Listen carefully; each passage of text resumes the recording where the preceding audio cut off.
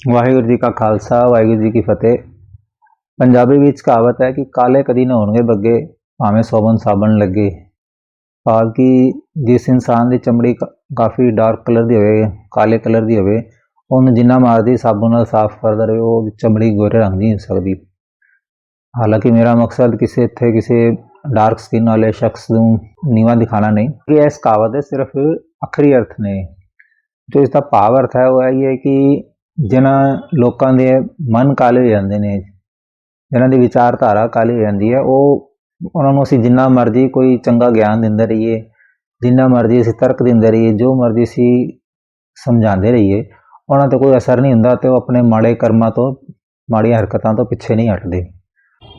ਇਸ ਦੀ ਜੋ ਸਾਨੂੰ ਇੱਕ ਰੀਸੈਂਟ ਜੋ ਐਗਜ਼ਾਮਪਲ ਦੇਖਣ ਨੂੰ ਮਿਲਦਾ ਇਹੋ ਜਿਹੇ ਕਾਲੇ ਕਰਮਾਂ ਦਾ, ਉਹ ਸਾਨੂੰ ਦੇਖਣ ਨੂੰ ਮਿਲਦਾ ਹੈ ਗੁਰੂ ਗੋਬਿੰਦ ਸਿੰਘ ਜੀ ਦੇ ਸਾਹਿਬਜ਼ਾਦਿਆਂ ਦੇ ਜੋ ਸ਼ਹੀਦੀ ਦਿਹਾੜੇ ਆਉਂਦੇ ਨੇ ਹਰ ਸਾਲ ਦਸੰਬਰ ਦੇ ਆਖਰੀ ਦਿਨਾਂ ਵਿੱਚ। ਉਹਨਾਂ ਨੂੰ ਗਲਤ ਰੰਗਤ ਦੇਣ ਦੀ, ਉਹਨਾਂ ਨੂੰ ਮਿਸਯੂਜ਼ ਕਰਨ ਦੀ, ਉਹਨਾਂ ਦੇ ਬਾਰੇ ਗਲਤ ਪ੍ਰੋਪੇਗੈਂਡਾ ਕਰਨ ਦੀ ਜੋ ਕਾਲੇ ਕੰਮ ਹੁੰਦੇ ਨੇ, ਉਹਨਾਂ ਕਾਲੇ ਵਿਚਾਰਧਾਰਾ ਵਾਲੇ ਲੋਕਾਂ ਵੱਲੋਂ, ਜਿਨ੍ਹਾਂ ਵਿੱਚ ਸਾਡੇ ਕੁਝ ਪਗੜੀਧਾਰੀ ਲੀਡਰ ਵੀ ਸ਼ਾਮਿਲ ਨੇ ਅਤੇ ਦੂਸਰੇ ਲੋਕ ਜਿਹੜੇ ਸਿੱਖਾਂ ਦੀ ਯੂਨੀਕ ਜੋ ਆਈਡੈਂਟੀਟੀ ਹੈ ਉਸ ਨੂੰ ਮੰਨਣ ਤੋਂ ਇਨਕਾਰੀ ਹੁੰਦੇ ਨੇ। ਜੋ ਗੁਰੂ ਸਾਹਿਬ ਦੇ ਸਾਹਿਬਜ਼ਾਦਿਆਂ ਦੀ ਸ਼ਹਾਦਤ ਨੂੰ ਇਹ ਗਲਤ ਰੰਗਤ ਦੇਣ ਦਾ ਜੋ ਪਿਛਲੇ ਸਾਲ ਤੋਂ ਜੋ ਪ੍ਰੋਗਰਾਮ ਜਾਂ ਏਜੰਡਾ ਚਾਲੂ ਹੋਇਆ ਹੈ, ਉਸ ਦੇ ਤਹਿਤ ਸਭ ਤੋਂ ਪਹਿਲਾਂ ਜੋ ਸ਼ਹਾਦਤਾਂ ਮਨਾਉਣ ਦਾ ਜੋ ਸਰਕਾਰੀ ਪ੍ਰੋਗਰਾਮ ਹੁੰਦਾ ਹੈ ਉਸ ਨੂੰ ਵੀਰ ਬਾਲ ਦਿਵਸ ਕਹਿ ਕੇ ਪ੍ਰਚਾਰਿਆ ਜਾਂਦਾ ਹੈ, ਜੋ ਕਿ ਇੱਕ ਬੜਾ ਗਲਤ ਕਦਮ ਹੈ। ਸਾਡੇ ਸਾਰੇ ਕੌਮ ਦੇ ਵਿਦਵਾਨ, ਪ੍ਰਚਾਰਕ ਅਤੇ ਹੋਰ ਧਾਰਮਿਕ ਜੋ ਸ਼ਖਸੀਅਤਾਂ ਨੇ ਇਸ ਗੱਲ 'ਤੇ ਇੱਕਮਤ ਨੇ ਕਿ ਗੁਰੂ ਗੋਬਿੰਦ ਸਿੰਘ ਦੇ ਸਾਹਿਬਜ਼ਾਦਿਆਂ ਨੂੰ ਬਾਲ ਨਹੀਂ, ਬਾਬਾ ਕਹਿ ਕੇ ਸੰਬੋਧਿਤ ਕੀਤਾ ਜਾਣਾ ਚਾਹੀਦਾ, ਕਿਉਂਕਿ ਭਾਵੇਂ ਉਮਰ ਵਿੱਚ ਕਾਫੀ ਛੋਟੇ ਸਨ ਲੇਕਿਨ ਉਹਨਾਂ ਜੋ ਮਾਨਸਿਕ ਪੱਧਰ ਸੀ ਉਹ ਬਹੁਤ ਹੀ ਉੱਚਾ ਸੀ। ਲੇਕਿਨ ਪਿਛਲੇ ਸਾਲ ਵੀ ਅਤੇ ਇਸ ਸਾਲ ਵੀ ਇਸ ਬਾਰੇ ਵਿਰੋਧ ਕਰਨ ਦੇ ਬਾਵਜੂਦ ਜੋ ਦਿੱਲੀ ਗੁਰਦੁਆਰਾ ਕਮੇਟੀ ਅਤੇ ਕੇਂਦਰ ਸਰਕਾਰ ਵੱਲੋਂ ਜੋ ਮਿਲ ਜੁਲ ਕੇ ਪ੍ਰੋਗਰਾਮ ਮਨਾਇਆ ਗਿਆ, ਉਸ ਵਿੱਚ ਇਸ ਵਾਰ ਵੀ ਇਸ ਨੂੰ ਵੀਰ ਬਾਲ ਦਿਵਸ ਕਹਿ ਕੇ ਹੀ ਪ੍ਰਚਾਰਿਆ ਗਿਆ ਅਤੇ ਪ੍ਰੋਗਰਾਮ ਦਾ ਆਯੋਜਨ ਕੀਤਾ ਗਿਆ। ਪਿਛਲੇ ਸਾਲ ਜਦੋਂ ਇਸ ਪ੍ਰੋਗਰਾਮ ਮਨਾਉਣ ਦਾ ਅਨਾਊਂਸਮੈਂਟ ਹੋਈ ਸੀ ਤਾਂ ਉਸ ਤੋਂ ਪਹਿਲਾਂ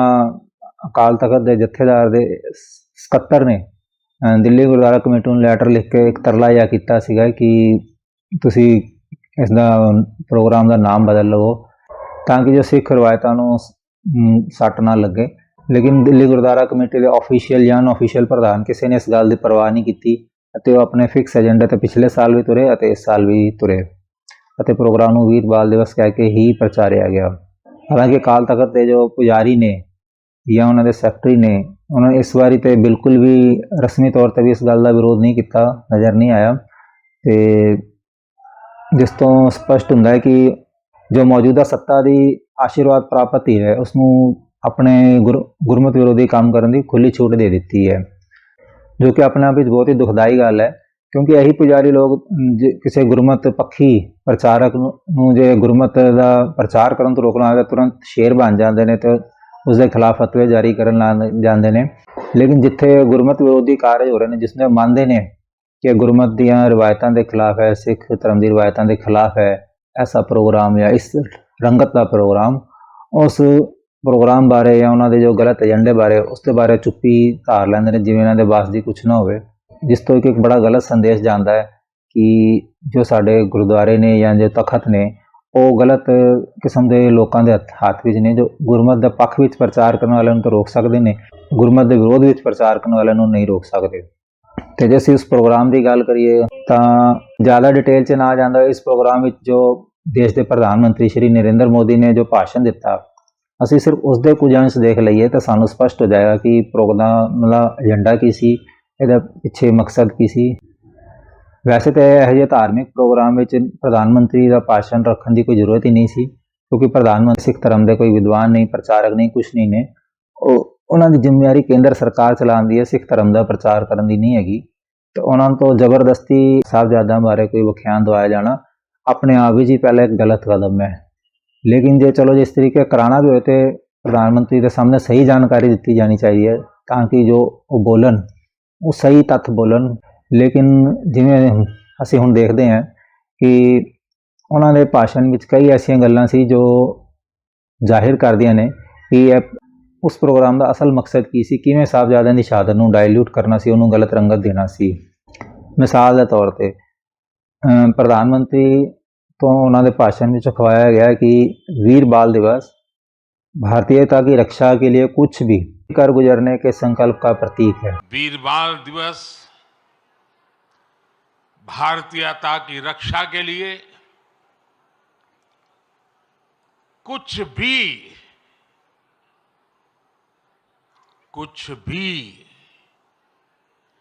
कर गुजरने के संकल्प का प्रतीक है। ਹੁਣ ਇੱਥੇ ਬੇਨਤੀ ਹੈ ਕਿ ਸਾਹਿਬਜ਼ਾਦੇ ਦੀ ਸ਼ਹਾਦਤ ਸੀ ਉਹ ਭਾਰਤ ਵਾਸਤੇ, ਇੰਡੀਆ ਵਾਸਤੇ ਨਹੀਂ ਸੀ, ਉਹ ਸਾਰੀ ਇਨਸਾਨੀਅਤ ਵਾਸਤੇ ਸੀ। ਜੋ ਹਰ ਇਨਸਾਨ ਦਾ ਇੱਕ ਮਨੁੱਖੀ ਅਧਿਕਾਰ ਹੈ ਕਿਸੇ ਵੀ ਧਰਮ ਨੂੰ, ਵਿਚਾਰਧਾਰਾ ਨੂੰ ਅਪਣਾਉਣ ਦਾ, ਉਸ ਦੀ ਰੱਖਿਆ ਵਾਸਤੇ ਦਿੱਤੀ ਗਈ ਇੱਕ ਸ਼ਹਾਦਤ ਸੀ। ਉਸ ਨੂੰ ਇੱਕ ਦੁਨੀਆ ਦੇ ਇੱਕ ਛੋਟੇ ਜਿਹੇ ਹਿੱਸੇ ਨਾਲ ਸੰਬੰਧਿਤ ਕਰ ਦੇਣਾ ਕਿ ਇਸ ਖਿੱਤੇ ਦੀ ਰੱਖਿਆ ਦੇ ਲਈ ਸੀ, ਤਾਂ ਇਹ ਇੱਕ ਆਪਣੇ ਆਪ ਵਿੱਚ ਬੜੀ ਗਲਤ ਇੱਕ ਮੈਸੇਜ ਦੇਣਾ। ਅਸੀਂ ਸਾਹਿਬਜ਼ਾਦਿਆਂ ਦੀ ਸ਼ਹਾਦਤ ਨੂੰ ਬਹੁਤ ਘੱਟ ਕਰਕੇ, ਡਾਇਲੂਟ ਕਰਕੇ, ਡੀਵੈਲਿਊਟ ਕਰਕੇ ਅਸੀਂ ਪੇਸ਼ ਕਰ ਰਹੇ ਹਾਂ, ਜਦੋਂ ਅਸੀਂ ਇਸ ਤਰੀਕੇ ਦੀ ਗੱਲ ਕਰਦੇ ਹਾਂ ਕਿ ਸਾਹਿਬਜ਼ਾਦਿਆਂ ਦੀ ਸ਼ਹਾਦਤ ਭਾਰਤ ਵਾਸਤੇ ਦਿੱਤੀ ਗਈ ਸੀ। ਅੱਗੇ ਪ੍ਰਧਾਨ ਮੰਤਰੀ ਤੋਂ ਅਖਵਾਇਆ ਗਿਆ ਕਿ ਅੱਜ ਦੇ ਦਿਨ ਨੂੰ ਬਾਬਾ ਮੋਤੀ ਰਾਮ ਮਹਿਰਾ ਦੇ ਪਰਿਵਾਰ ਦੀ ਸ਼ਹਾਦਤ ਅਤੇ ਦੀਵਾਨ ਟੋਡਰਮਲ ਦੀ ਭਗਤੀ ਨੂੰ ਵੀ ਸ਼ਰਧਾਪੂਰਵਕ ਯਾਦ ਕਰ ਰਹੇ ਨੇ। आज मैं बाबा मोतीराम मेहरा, उनके परिवार की शहादत और दीवान टोडरमल की भक्ति को भी श्रद्धापूर्वक याद कर रहा हूं। ਬਹੁਤ ਚੰਗੀ ਗੱਲ ਹੈ। ਉਹ ਦੋਨੇ ਸ਼ਰਧਾਲੂ ਜੋ ਨੇ, ਮੈਂ ਤਾਂ ਇਹ ਮੰਨਦਾ ਕਿ ਉਹ ਸਿੱਖ ਸਨ, ਭਾਵੇਂ ਉਹਨਾਂ ਦੇ ਨਾਮ ਅੱਜ ਦੇ ਸਿੱਖਾਂ ਵਰਗੇ ਨਹੀਂ ਸਨ, ਨਾਮ ਦਾ ਸਿੰਘ ਨਹੀਂ ਲੱਗਦਾ, ਲੇਕਿਨ ਸਾਨੂੰ ਇਹ ਵੀ ਨਹੀਂ ਸਮਝ ਆਉਂਦੀ ਹੈ ਕਿ ਉਸ ਸਮੇਂ ਹਲੇ ਜੋ ਖੰਡੇ ਬਾਟੇ ਦੀ ਪੌਲ ਦਾ ਪ੍ਰਚਾਰ ਸ਼ਾਇਦ ਇੰਨਾ ਜ਼ਿਆਦਾ ਨਹੀਂ ਹੋ ਸਕਿਆ ਸੀ ਕਿ ਹਰ ਸਿੱਖ ਰਸਮੀ ਤੌਰ ਤੇ ਖੰਡੇ ਬਾਟੇ ਦੀ ਪੌਲ ਲੈ ਸਕੇ। ਲੇਕਿਨ ਜੇ ਮੰਨ ਵੀ ਲਈਏ ਕਿ ਉਹ ਦੋਵੇਂ ਜੋ ਸ਼ਰਧਾਲੂ ਸਨ ਉਹ ਸਿੱਖ ਧਰਮ ਦੇ ਦਾਇਰੇ ਵਿੱਚ ਨਹੀਂ ਆਏ ਸਨ, ਹਾਲੇ ਹਿੰਦੂ ਹੀ ਸਨ, ਤਾਂ ਵੀ ਉਹਨਾਂ ਨੂੰ ਉਚੇਚੇ ਤੌਰ ਤੇ ਇਸ ਕਰਕੇ ਅਲੱਗ ਤੋਂ ਯਾਦ ਕਰਨਾ ਕਿ ਉਹ ਨੌਨ ਸਿੱਖ ਸਨ, ਤੇ ਇਹ ਕਹਿ ਸਾਨੂੰ ਗਲਤ ਮੈਸੇਜ ਦਿੰਦਾ, ਕਿਉਂਕਿ ਸਿੱਖ ਸਮਾਜ ਦਾ ਨਾ ਤਾਂ ਹਿੰਦੂ ਸਮਾਜ ਨਾਲ, ਨਾ ਕਿਸੇ ਹੋਰ ਧਰਮ ਦੇ ਲੋਕਾਂ ਨਾਲ ਆਪਣੀ ਤਰਫੋਂ ਕੋਈ ਵੈਰ ਹੈ। ਅਤੇ ਸਿੱਖਾਂ 'ਤੇ ਜਦੋਂ ਦੂਸਰੇ ਲੋਕ ਅਟੈਕ ਕਰਦੇ ਨੇ, ਭਾਵੇਂ ਫਿਜ਼ੀਕਲ ਅਟੈਕ ਨੇ ਜਾਂ ਵਿਚਾਰਧਾਰਕ ਅਟੈਕ ਨੇ, ਤਾਂ ਸਾਨੂੰ ਡਿਫੈਂਡ ਕਰਨ ਲਈ ਉਹਨਾਂ ਦੀ ਵਿਰੋਧਤਾ ਕਰਨੀ ਪੈਂਦੀ ਹੈ। ਆਪਣੇ ਆਪ ਵਿੱਚ ਸਿੱਖ ਨਾ ਹਿੰਦੂ ਦਾ ਵਿਰੋਧੀ ਹੈ, ਨਾ ਮੁਸਲਮਾਨ ਦਾ ਵਿਰੋਧੀ, ਨਾ ਕਿਸੇ ਈਸਾਈ ਦਾ ਵਿਰੋਧੀ ਹੈ। ਇਸ ਲਈ ਜਦੋਂ ਵੀ ਸਾਹਿਬਜ਼ਾਦਿਆਂ ਦੀ ਸ਼ਹਾਦਤ ਦੀ ਗੱਲ ਹੋਣੀ ਚਾਹੀਦੀ ਹੈ, ਜਿੱਥੇ ਦੀਵਾਨ ਟੋਡਰਮਲ ਦੀ ਗੱਲ ਹੋਣੀ ਚਾਹੀਦੀ ਹੈ, ਉੱਥੇ ਜਿੱਥੇ ਭਾਈ ਮੋਤੀ ਰਾਮ ਮਹਿਰਾ ਦੀ ਗੱਲ ਹੋਣੀ ਚਾਹੀਦੀ ਹੈ, ਉੱਥੇ ਜੋ ਇੱਕ ਗੰਗੂ ਬ੍ਰਾਹਮਣ ਸੀ ਜਿਸ ਦੇ ਕਰਕੇ ਛੋਟੇ ਸਾਹਿਬਜ਼ਾਦਿਆਂ ਦੀ ਸ਼ਹਾਦਤ ਹੋਈ, ਅਤੇ ਉਹ ਜਿਹੜੇ ਲੋਕ ਸਨ, ਪਹਾੜੀ ਰਾਜੇ ਸਨ ਜਾਂ ਹੋਰ ਉਹਨਾਂ ਦੇ ਜੋ ਪੁਜਾਰੀ ਪੰਡਤ ਸਨ, ਜਿਨ੍ਹਾਂ ਨੇ ਗਊ ਦੀਆਂ ਕਸਮਾਂ ਖਾ ਕੇ ਤੇ ਹੋਰ ਧਾਰਮਿਕ ਗ੍ਰੰਥਾਂ ਦੀਆਂ ਕਸਮਾਂ ਖਾ ਕੇ ਗੁਰੂ ਗੋਬਿੰਦ ਸਿੰਘ ਜੀ ਨੂੰ ਤਰਲੇ ਕੀਤੇ ਸੀ ਕਿ ਤੁਸੀਂ ਅਨੰਦਪੁਰ ਦਾ ਕਿਲ੍ਹਾ ਛੱਡ ਕੇ ਚਲੇ ਜਾਓ, ਤੁਹਾਡੇ 'ਤੇ ਕੋਈ ਹਮਲਾ ਨਹੀਂ ਹੋਏਗਾ। ਲੇਕਿਨ ਜਿਵੇਂ ਉਹਨਾਂ ਨੇ ਕਿਲ੍ਹਾ ਛੱਡਿਆ ਤਾਂ ਤੁਰੰਤ ਉਹਨਾਂ 'ਤੇ ਹਮਲਾ ਕਰ ਦਿੱਤਾ ਗਿਆ, ਤੇ ਜਿਸ ਦੇ ਨਤੀਜੇ ਜੋ ਪਹਿਲਾਂ ਵੱਡੇ ਸਾਹਿਬਜ਼ਾਦਿਆਂ ਦੀ ਸ਼ਹਾਦਤਾਂ ਹੋਈਆਂ ਅਤੇ ਬਾਅਦ ਵਿੱਚ ਛੋਟੇ ਸਾਹਿਬਜ਼ਾਦਿਆਂ ਦੀਆਂ ਸ਼ਹਾਦਤਾਂ ਹੋਈਆਂ। ਤੇ ਜਿੱਥੇ ਸਾਨੂੰ ਭਾਈ ਮੋਤੀ ਰਾਮ ਮਹਿਰਾ ਦੀ ਯਾਦ ਕਰਨਾ ਚਾਹੀਦਾ, ਦੀਵਾਨ ਟੋਡਰਮਲ ਨੂੰ ਯਾਦ ਕਰਨਾ ਚਾਹੀਦਾ, ਉੱਥੇ ਸਾਨੂੰ ਇਹਨਾਂ ਲੋਕਾਂ ਨੂੰ ਜਿਹੜੇ ਕਿ ਸਾਹਿਬਜ਼ਾਦਿਆਂ ਦੀ ਸ਼ਹਾਦਤ ਦਾ ਕਾਰਨ ਬਣੇ, ਅਸਲ ਕਾਰਨ ਬਣੇ, ਭਾਵੇਂ ਪਹਾੜੀ ਰਾਜੇ ਸਨ ਜਾਂ ਗੰਗੂ ਬ੍ਰਾਹਮਣ ਸੀ, ਇਸ ਤਰੀਕੇ ਦੇ ਲੋਕਾਂ ਦੀ ਭੂਮਿਕਾ ਨੂੰ ਵੀ ਯਾਦ ਕਰਨਾ ਚਾਹੀਦਾ, ਤਾਂ ਜੋ ਸਰੋਤੇ ਨੇ ਜਿਹਨਾਂ ਨੂੰ ਸ਼ਹਾਦਤ ਦੇ ਕਾਰਨਾਂ ਬਾਰੇ ਨਹੀਂ ਪਤਾ, ਉਹਨਾਂ ਦੇ ਸਾਹਮਣੇ ਪੂਰੀ ਪਿਕਚਰ ਸਾਹਮਣੇ ਆ ਸਕੇ, ਕੋਈ ਇੱਕ ਪਾਸੜ ਗੱਲ ਨਾ ਹੋਵੇ, वन साइडेड ਗੱਲ ਨਾ ਹੋਵੇ। आगे प्रधानमंत्री तो खवाया गया कि हम भारतीयों ने स्वाभिमान के साथ अत्याचारियों का सामना किया। हम भारतीयों ने स्वाभिमान के साथ अत्याचारियों का सामना किया। एक तथ्यां दे उलट गल है, क्योंकि उस समय दे जो इत्थे दे राजे सन, भारतीय खिते के जो राजे सन, ਵੱਖ-ਵੱਖ रियासतां दे राजे सन, ਉਹਨਾਂ ਵਿੱਚ ਇੱਕੋ ਲੋਕਾਂ ਨੂੰ ਛੱਡ ਕੇ ਕਿਸੇ ਖਾਸ ਰਾਜੇ ਨੇ ਤਤਕਾਲੀ ਜੋ ਹਮਲਾਵਰ ਸੀ ਉਹਨਾਂ ਨਾਲ ਕੋਈ ਵਿਰੋਧ ਨਹੀਂ ਕੀਤਾ, ਤੇ ਜ਼ਿਆਦਾਤਰ ਰਾਜਿਆਂ ਨੇ ਉਹਨਾਂ ਨਾਲ ਸੰਧੀਆਂ ਹੀ ਕੀਤੀਆਂ, ਅਤੇ ਇਹ ਸਿਰਫ ਸਿੱਖ ਕੌਮ ਹੀ ਸੀ, ਪੰਜਾਬ ਦੇ ਲੋਕ ਹੀ ਸਨ ਜਿਨ੍ਹਾਂ ਨੇ ਹਮਲਾਵਰਾਂ ਦਾ ਡਟ ਕੇ ਮੁਕਾਬਲਾ ਕੀਤਾ ਤੇ ਉਹਨਾਂ ਨੂੰ ਮੂੰਹ ਤੋੜ ਜਵਾਬ ਦਿੱਤਾ। ਅੱਗੇ ਪ੍ਰਧਾਨ ਮੰਤਰੀ ਦੇ ਮੂੰਹ ਕੋ ਆਇਆ ਗਿਆ ਕਿ ਹਮਾਰੇ ਪੂਰਵਜੋਂ ਨੇ, ਯਾਨੀ ਜਿੱਥੇ ਇੱਥੇ ਸ਼ਾਇਦ ਕਿਉਂਕਿ ਸਾਹਿਬਜ਼ਾਦਿਆਂ ਦਾ ਪ੍ਰੋਗਰਾਮ ਸੀ ਤੇ ਪੂਰਵਜਾਂ ਤੋਂ ਇਸ਼ਾਰਾ ਸ਼ਾਇਦ ਸਾਹਿਬਜ਼ਾਦਿਆਂ ਵਾਲੀ ਹੈ, तो उन्होंने कहा कि हमारे पूर्वजों ने अपने लिए जीने की बजाय इस मिट्टी के लिए मरना पसंद किया। हमारे पूर्वजों ने तब सर्वोच्च बलिदान दिया था। उन्होंने अपने लिए जीने के बजाय इस मिट्टी के लिए मरना पसंद किया। लेकिन जिवें पहले बेनती की है कि साहबजादिਆਂ ਦੀ जो शहादत सी ਉਹ ਇਨਸਾਨੀਅਤ ਦੇ ਵਾਸਤੇ ਸੀ, ਮਨੁੱਖੀ ਅਧਿਕਾਰਾਂ ਦੇ ਵਾਸਤੇ ਸੀ। ਉਹ ਦੁਨੀਆ ਦੇ ਕਿਸੇ ਇੱਕ ਛੋਟੇ ਖਿੱਤੇ ਵਾਸਤੇ, ਕਿਸੇ ਇੱਕ ਪਰਟੀਕੂਲਰ ਖਿੱਤੇ ਵਾਸਤੇ ਨਹੀਂ ਸੀ। ਇਸ ਤਰੀਕੇ ਦੀ ਗੱਲ ਕਰਕੇ ਸਾਹਿਬਜ਼ਾਦਿਆਂ ਦੀ ਸ਼ਹਾਦਤ ਦਾ ਅਪਮਾਨ ਨਹੀਂ ਕੀਤਾ ਜਾਣਾ ਚਾਹੀਦਾ, ਉਸ ਨੂੰ ਡਾਇਲੂਟ ਨਹੀਂ ਕੀਤਾ ਜਾਣਾ ਚਾਹੀਦਾ। ਪ੍ਰਧਾਨ ਮੰਤਰੀ ਜੀ ਦਾ ਭਾਸ਼ਣ ਲਿਖਣ ਵਾਲੇ ਜਾਂ ਉਸ ਬਾਰੇ ਜਾਣਕਾਰੀ ਦੇਣ ਵਾਲੇ ਭਾਵੇਂ ਦਿੱਲੀ ਗੁਰਦੁਆਰਾ ਕਮੇਟੀ ਦੇ ਲੋਕ ਸਨ ਜਾਂ ਜਿਹੜੇ ਵੀ ਲੋਕ ਸਨ, उन्होंने एक बड़ी अपमानजनक गल प्रधानमंत्री जी के मुंहों खवाई कि आज के भारत में भगवान बिरसा मुंडा का बलिदान, गोविंद गुरु का बलिदान पूरे राष्ट्र को प्रेरणा देता है। आज के भारत में भगवान बिरसा मुंडा का बलिदान, गोविंद गुरु का बलिदान पूरे राष्ट्र को प्रेरणा देता है। गुरु गोबिंद सिंह जी का बलिदान जिन्होंने समझ आए समूची इंसानियत को प्रेरणा दिंदा है। वो किसी एक खिते के लोगों को प्रेरणा नहीं दिंदा, क्योंकि उन्होंने जो जिंदगी सी, उन्होंने जो फलसफा सी, सारी इंसानियत को उच्चा चुकन वास्ते सी, किसी खिते के लोगों तक वो सीमित नहीं सी। अच्छा, दूसरी गल असीं जिवें कहने कि गुरु गोबिंद सिंह जी वो आप परमात्मा के स्वरूप सन, ते भावें वो इंसानी रूप में सन। उन्होंने असीं जो कंपेरिजन है किसी होर इंसान के नाल नहीं कर सकते। तो खास कर जिवें प्रधानमंत्री जी ने एक दा जिक्र किया, बिरसा मुंडा जो एक आदिवासी समाज का क्रांतिकारी शख्स सी, बहुत चंगा शख्स सी जिसने अपने समाज की तरक्की लिए बड़ी कालना काली। लेकिन गुरु गोबिंद सिंह जी का जिक्र करते टाइम सिर्फ बिरसा मुंडा का जिक्र करना, भाव गुरु गोबिंद सिंह जी ने बिरसा मुंडा के नाल कंपेयर करना एक बड़ा गलत कदम सी। जिस किसी ने प्रधानमंत्री के मूँहों यह गल अखवाई, भावें दिल्ली गुरुद्वारा कमेटी के प्रबंधक सन या कोई सरकारी बाबूशाही सी, वो अपने इस कुकर्म लिए पूरे तरीके जिम्मेवार ने, गुरु घर के दोखी ने। ਅਤੇ ਇਹੋ ਜਿਹੇ ਸ਼ਖਸ ਜਦੋਂ ਸਾਹਿਬਜ਼ਾਦਿਆਂ ਦਾ ਪ੍ਰੋਗਰਾਮ ਮਨਾਉਣ ਲਈ ਕੋਈ ਕਦਮ ਚੁੱਕਣਗੇ ਤਾਂ ਉਹ ਸਾਹਿਬਜ਼ਾਦਿਆਂ ਦੇ ਨਾਲ ਜਾਂ ਉਹਨਾਂ ਦੀ ਜੋ ਸ਼ਹਾਦਤ ਦੀ ਮਹੱਤਤਾ ਹੈ ਉਸ ਦੇ ਨਾਲ ਕੋਈ ਇਨਸਾਫ ਨਹੀਂ ਕਰਨਗੇ, ਉਸ ਨੂੰ ਗਲਤ ਹੀ ਤਰੀਕੇ ਨਾਲ ਪੇਸ਼ ਕਰਨਗੇ। ਤੇ ਫਿਰ ਸਵਾਲ ਇਹ ਵੀ ਪੈਦਾ ਹੁੰਦਾ ਹੈ ਕਿ ਜੇਕਰ ਪ੍ਰਧਾਨ ਮੰਤਰੀ ਤੋਂ ਇਸ ਤਰੀਕੇ ਦੀਆਂ ਗੱਲਾਂ ਖਵਾਈਆਂ ਗਈਆਂ ਤਾਂ ਇਹ ਪ੍ਰੋਗਰਾਮ ਆਯੋਜਿਤ ਕਰਨ ਦਾ ਮਕਸਦ ਕੀ ਸੀ। मैं पिछले साल भी किया सी ਅਤੇ लिखिया सी तो इस बार भी कह रहे हैं कि प्रोग्राम करने का असल मकसद कोई साहबजादियां की शहादत को प्रचार करना नहीं है, बल्कि इसके 5-7 जो कारण ने वो ने कि पहला तो जो भारत के पहले प्रधानमंत्री जवाहर लाल नेहरू ने, जिसनों की मौजूदा सत्ता धिर बिल्कुल लाइक नहीं करती, काफ़ी उन्होंने खिलाफ प्रोपेगेंडा करती है। उन्होंने जो बर्थडे होंगे, जन्मदिन होंगे, उसनों बाल दिवस कह के मनाया जाता है। तो उसके पैरेलल एक नवा बाल दिवस खड़ा करने इसनों वीर बाल दिवस कह के जो साहबजादियां का शहीदी दिहाड़ा है उसनों प्रचारिया जाता है। उसके अलावा क्योंकि साहबजादियां नूं शहीद करने वाले लोग तत्काली जो मुस्लिम राजे सन, नवाब सन, वो सब लोग जिम्मेवार सन। तो इसनों एक सिख मुस्लिम जो कॉन्फ्लिक्ट है उसके तौर पर पेश किया जाए तां जो सिखां दे अते हिंदुआं दे मनां विच मुसलमानां दे प्रति जो नफरत है होर ज़्यादा वध सके। फिर इस तो अगे ਇਹੋ ਜਿਹੇ प्रोग्राम का मकसद ਸਾਹਿਬਜ਼ਾਦਿਆਂ ਨੂੰ हिंदू नायक वजों पेश करने का होंदा है, क्योंकि उस समय दौरान बहुत घट जो हिंदू समाज के लोग सन मुस्लिम जो राजे सन, सत्ता सन, हुकूमत सी, उसके खिलाफ डट सके। इसलिए ਸਾਹਿਬਜ਼ਾਦਿਆਂ ਨੂੰ या गुरु साहिबान आप हिंदू समाज के नायकों वजों अडॉप्ट करके जो सत्ता धिर है वो अपना हिंदू समाज में दिखाना चाहती कि असीं किवें पिछले समय में भी मुसलमानों का टाकरा करते रहे हैं। और खासकर जो शहादत में सब तो जो वड्डी सट मारी जाती है यह प्रोग्राम राही, हालांकि इस प्रोग्राम में कही तो नहीं गई लेकिन कोई वड्डी गल नहीं आने वाले समय में कही जाए, क्योंकि जो सत्ताधारी धीर है उसके जो सोशल मीडिया इन्फ्लुएंसर्स ने वो तो यह गल कहते हैं कि साहबजादे क्योंकि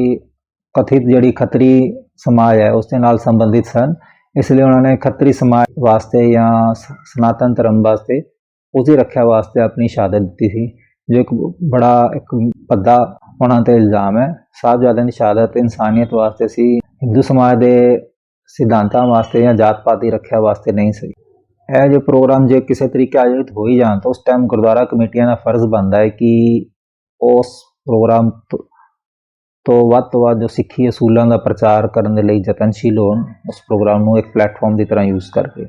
ਲੇਕਿਨ ਜੋ ਦਿੱਲੀ ਗੁਰਦੁਆਰਾ ਕਮੇਟੀ ਦੇ ਮੌਜੂਦਾ ਆਫੀਸ਼ੀਅਲ ਪ੍ਰਧਾਨ ਹਰਮੀਤ ਕਾਲਕਾ ਜਾਂ ਅਨਆਫੀਸ਼ੀਅਲ ਪ੍ਰਧਾਨ ਮਨਜਿੰਦਰ ਸਿਰਸਾ, ਇਹਨਾਂ ਦੇ ਸ਼ਾਇਦ ਇਹੋ ਜਿਹੇ ਕੰਮਾਂ ਵਿੱਚ ਕੋਈ ਦਿਲਚਸਪੀ ਨਹੀਂ ਹੈ, ਜਿਸ ਕਰਕੇ ਜੋ ਪ੍ਰੋਗਰਾਮ ਵਿੱਚ ਇਸ ਉਪਰੋਕਤ ਗਲਤ ਕਿਸਮ ਦੇ ਮੈਸੇਜ ਦਿੱਤੇ ਜਾਂਦੇ ਨੇ, ਗਲਤ ਸੰਦੇਸ਼ ਸਾਰੇ ਭਾਰਤ ਵਿੱਚ, ਸਾਰੀ ਦੁਨੀਆ ਵਿੱਚ ਜਾਂਦਾ ਹੈ। ਇਸ ਲਈ ਇਹਨਾਂ ਲੋਕਾਂ ਦੀ ਜ਼ਿੰਮੇਵਾਰੀ ਸੀ,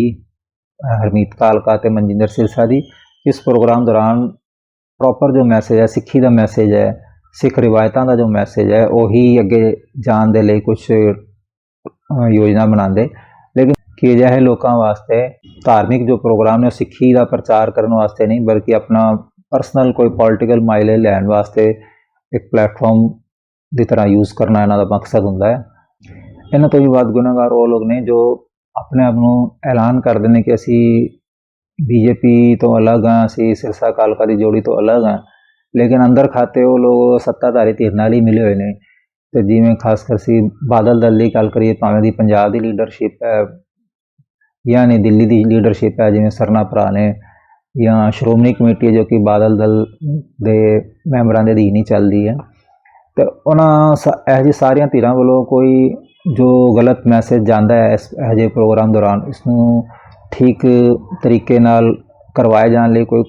ਉਦਮ ਨਹੀਂ ਕੀਤਾ ਜਾਂਦਾ, ਨਾ ਇਸ ਬਾਰੇ ਪ੍ਰਧਾਨ ਮੰਤਰੀ ਕੋਲ ਕੋਈ ਇਤਰਾਜ਼ ਜਤਾਇਆ ਜਾਂਦਾ ਹੈ। ਅਤੇ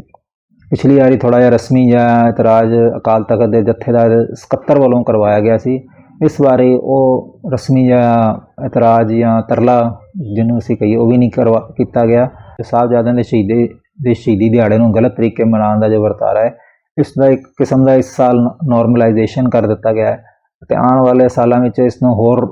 ਇਸ ਦੇ ਬਾਰੇ ਪੂਰਾ ਮੂੰਹ ਬੰਦ ਰੱਖ ਕੇ ਬਿਲਕੁਲ ਹੀ ਨੋਰਮਲਾਈਜੇਸ਼ਨ ਕਰ ਦਿੱਤਾ ਜਾਏਗਾ, ਅਤੇ ਇਸ ਨੂੰ ਇੱਕ ਕਿਸਮ ਦੀ ਮਾਨਤਾ ਪ੍ਰਾਪਤ ਹੋ ਜਾਏਗੀ ਕਿ ਚਲੋ ਇਸੇ ਤਰੀਕੇ ਹੀ ਇਹ ਪ੍ਰੋਗਰਾਮ ਮਨਾਇਆ ਜਾ ਸਕਦਾ ਹੈ। ਅਤੇ ਹੌਲੀ ਹੌਲੀ ਜੋ ਹੈ ਫਿਰ ਸਾਰੀਆਂ ਜੋ ਸੰਸਥਾਵਾਂ ਨੇ ਇਸ ਨੂੰ ਇਸੇ ਗਲਤ ਤਰੀਕੇ ਨਾਲ ਮਨਾਉਣ ਲੱਗ ਪੈਣਗੀਆਂ, ਅਤੇ ਭਾਵੇਂ ਕੁਝ ਸਮਾਂ ਲੱਗੇਗਾ, 2 4 5 ਸਾਲ 10 ਸਾਲ ਲੱਗਣਗੇ, ਲੇਕਿਨ ਹੌਲੀ ਹੌਲੀ ਜੋ ਸਾਹਿਬਜ਼ਾਦਿਆਂ ਦੀ ਸ਼ਹਾਦਤ ਦਾ ਜੋ ਮੈਸੇਜ ਹੈ ਉਹ ਗਲਤ ਮੈਸੇਜ ਜਾਣਾ ਸ਼ੁਰੂ ਹੋ ਜਾਏਗਾ, ਕਿਉਂਕਿ ਸਿੱਖਾਂ ਦੇ ਗੁਰਦੁਆਰਿਆਂ ਦੇ ਪ੍ਰੋਗਰਾਮ ਵੀ ਦਾ ਜੋ ਮੈਸੇਜ ਹੈ ਉਹ ਲੋਕਲ ਸੰਗਤ ਤੱਕ ਰਹਿ ਜਾਂਦਾ ਹੈ, ਅਤੇ ਸਰਕਾਰ ਵੱਲੋਂ ਕੀਤੇ ਜਾਂਦੇ ਪ੍ਰੋਗਰਾਮ ਦਾ ਮੈਸੇਜ ਬੜੀ ਦੂਰ ਤੱਕ ਜਾਂਦਾ ਹੈ। ਲੇਕਿਨ ਜਿਵੇਂ ਮੈਂ ਪਹਿਲੇ ਕਿਹਾ ਸੀ, ਕਾਲੇ ਕਦੀ ਨਾ ਹੋਣਗੇ ਬੱਗੇ ਭਾਵੇਂ ਸੋਮਨ ਸਾਬਣ ਲੱਗੇ। ਸਾਡੇ ਜੋ ਪ੍ਰਬੰਧਕ ਨੇ ਉਹਨਾਂ ਦੀ ਜੋ ਕਾਲੀ ਵਿਚਾਰਧਾਰਾ ਹੈ, ਜੋ ਕਾਲੀਆਂ ਹਰਕਤਾਂ ਨੇ, ਗਲਤ ਹਰਕਤਾਂ ਨੇ, ਅਤੇ ਉਹ ਜੋ ਸੱਤਾਧਾਰੀ ਧਿਰ ਦੇ ਉਹ ਲੋਕ ਨੇ ਜੋ ਸਾਹਿਬਜ਼ਾਦਿਆਂ ਦੀ ਸ਼ਹਾਦਤ ਨੂੰ ਗਲਤ ਰੰਗਤ ਦੇ ਕੇ ਉਸ ਤੋਂ ਕੋਈ ਪੋਲੀਟੀਕਲ ਮਾਈਲੇਜ ਲੈਣਾ ਚਾਹੁੰਦੇ ਨੇ, ਉਸ ਨੂੰ ਆਪਣੀ ਜੋ ਇੱਕ ਫਿਰਕੂ ਵਿਚਾਰਧਾਰਾ ਹੈ ਉਸ ਦੇ ਅਧੀਨ ਲਿਆਉਣਾ ਚਾਹੁੰਦੇ ਨੇ, ਉਹ ਇਸ ਤਰੀਕੇ ਦੀ ਕਾਲੀ ਵਿਚਾਰਧਾਰਾ ਵਾਲਿਆਂ ਦਾ ਜੋ ਗੱਠਜੋੜ ਹੈ ਸਾਹਿਬਜ਼ਾਦਿਆਂ ਦੀ ਸ਼ਹਾਦਤ ਦਾ ਗਲਤ ਉਪਯੋਗ ਕਰਨਾ ਚਾਹੁੰਦਾ, ਉਸ ਨੂੰ ਗਲਤ ਰੰਗਤ ਦੇਣਾ ਚਾਹੁੰਦਾ ਹੈ। ਜਿਸ ਲਈ ਅਜਿਹੇ ਜੋ ਧਿਰ ਹੈ ਉਹ ਗੁਰੂ ਸਾਹਿਬ ਦੀ ਦੇਣਹਾਰ ਹੈ, ਗੁਰੂ ਘਰ ਦੀ ਦੁਖੀ ਹੈ,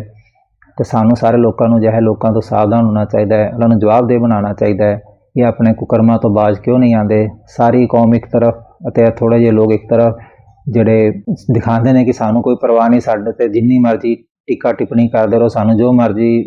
ਸਮਝਾਉਂਦੇ ਰਹੋ, ਜਿੰਨੇ ਮਰਜ਼ੀ ਐਗਜ਼ਾਮਪਲ ਦਿੰਦੇ ਰਹੋ, ਅਤੇ ਉਸ ਦੇ ਅੱਗੇ ਜਦੋਂ ਸ਼੍ਰੋਮਣੀ ਕਮੇਟੀ ਜਾਂ ਸਾਡੇ ਤਖਤਾਂ ਦੇ ਪੁਜਾਰੀ ਨੇ ਜਦੋਂ ਨਤਮਸਤਕ ਹੋ ਜਾਂਦੇ ਨੇ, ਉਹਨਾਂ ਦਾ ਵਿਰੋਧ ਬੰਦ ਕਰ ਦਿੰਦੇ ਨੇ, ਤਾਂ ਸਮਝ ਆ ਜਾਂਦਾ ਹੈ ਕਿ ਇਹ ਸਾਰੇ ਲੋਕ ਕਿਸੇ ਨਾ ਕਿਸੇ ਹੱਦ ਤੱਕ ਆਪਸ ਵਿੱਚ ਇੱਕ ਅੰਡਰਸਟੈਂਡਿੰਗ ਰੱਖਦੇ ਨੇ ਕਿ ਅਸੀਂ ਕਿਸੇ ਦਾ ਨੁਕਸਾਨ ਨਹੀਂ ਪਹੁੰਚਾਉਣਾ, ਅਤੇ ਜੋ ਸੱਤਾਧਾਰੀ ਧਿਰ ਦਾ ਗਲਤ ਜੋ ਏਜੰਡਾ ਹੈ ਉਸੇ ਦੀ ਪੂਰਤੀ ਕਰਨੀ ਹੈ। ਇਸ ਲਈ ਆਉਣ ਵਾਲਾ ਸਮਾਂ ਜੋ ਹੈ ਬੜਾ ਚੈਲੰਜ ਭਰਪੂਰ ਹੋਏਗਾ, ਬੜਾ ਔਖਾ ਹੋਏਗਾ। ਸਾਨੂੰ ਸਾਰੇ ਸਿੱਖਾਂ ਨੂੰ ਜਾਗਰੂਕ ਹੋਣਾ ਚਾਹੀਦਾ ਹੈ, ਅਤੇ ਇਸ ਬਾਰੇ ਵਿਚਾਰ ਕਰਨੀ ਚਾਹੀਦੀ ਹੈ ਕਿ ਇਹ ਜਿਹੜੇ ਕਾਲੇ ਕਿਸਮ ਦੇ ਲੋਕ ਨੇ, ਕਾਲੀ ਵਿਚਾਰਧਾਰਾ ਵਾਲੇ ਲੋਕ ਨੇ, ਇਹਨਾਂ ਨਾਲ ਅਸੀਂ ਕਿਵੇਂ ਨਜਿੱਠੀਏ। ਇੰਨੀ ਕੁ ਬੇਨਤੀ ਪ੍ਰਵਾਨ ਕਰਨਾ। ਵਾਹਿਗੁਰੂ ਜੀ ਕਾ ਖਾਲਸਾ, ਵਾਹਿਗੁਰੂ ਜੀ ਕੀ ਫਤਿਹ।